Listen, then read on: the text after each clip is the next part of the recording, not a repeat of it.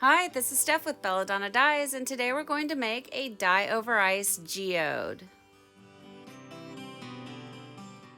For this video, I'm going to pull from a stack of geodes that I tied up off of camera while I relaxed and watched a movie. And they've been sitting around, so this project is dry.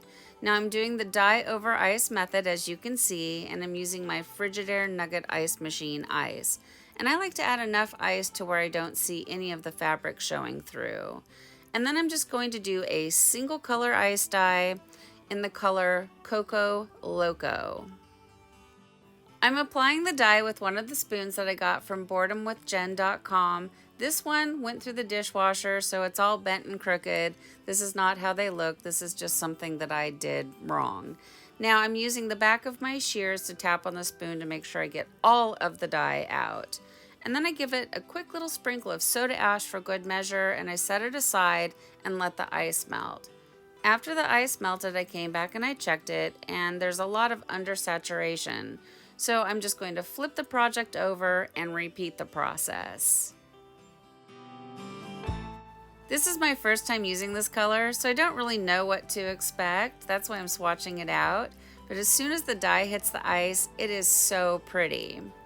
So when I'm adding my dye, I'm adding a pretty generous layer to both sides. Because this is a geode and it's wrapped so tightly, I want to make sure that there's enough dye that can go through and saturate into the center of the geode. Then it's recommended that you set the project aside and let it batch at 70 degrees or higher for at least 24 hours, and this project ended up batching for the full 48 hours. Now it's time for the rinse out process, and with my geodes, I've been untying them before I rinse them out. It just goes a lot quicker and it's less messy, and I have not noticed any dye getting into the white sinew lines. Once you get it untied, you want to start by using cold water. Cold water is going to rinse away any soda ash that might still be reacting within the fabric, and then increase your water up to hot and rinse until the water runs pretty much clear. So the cold water removes the soda ash, and then the hot water removes the unbonded dye. It goes down the drain instead of into the washing machine. Once at the washing machine, I like to do hot water cycles using Curolon, a professional textile detergent. And then I like to do a final hot water cycle using Millsoft, and Millsoft is a professional fabric softener. And I do have links for both of those down below in the description box, along with everything else that I use for tie-dye. So I recommend that you check that out. All of the social media links are down there, the links to boredomwithjen.com, all of it. So definitely check it out, like I said. And then I'll put the project in the dryer and I'll iron it, and we'll come back and we'll see the results.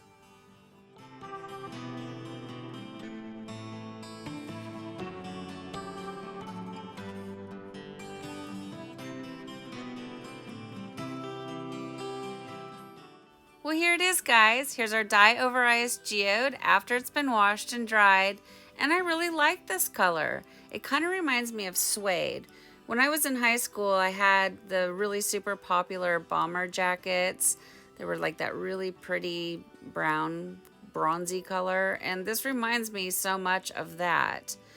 Now, as a single color ice dye in this application, it's not doing a whole heck of a lot. So it has some really nice rich dark brown tones, and then it has some almost like taupe gray type brown tones, and then it splits a little bit into some maybe like golden brown, bronzy type tones, but it's not doing a lot of wild things.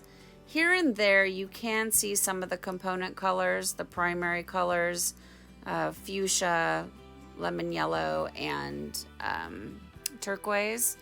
And even in one spot, and I'm not sure if I got, yeah, right there, there's like, it's dark navy blue. And on the back here, there's even an area that has some purple. So that's pretty interesting. It doesn't bother me any, but I wasn't necessarily looking to have those primary colors show up. Overall, I'm really pleased with the color. I think it would make a nice accent color if you're making fall inspired things or a project for people that like earth tones. This is a really good color. So overall, I'm super pleased. What do you guys think of Coco Loco? Please leave me some comments down below. Thank you so much for watching. Please subscribe to my channel, leave a thumbs up, and click the bell and set it to all. That way you get notified of future uploads. And remember, have fun tie-dyeing!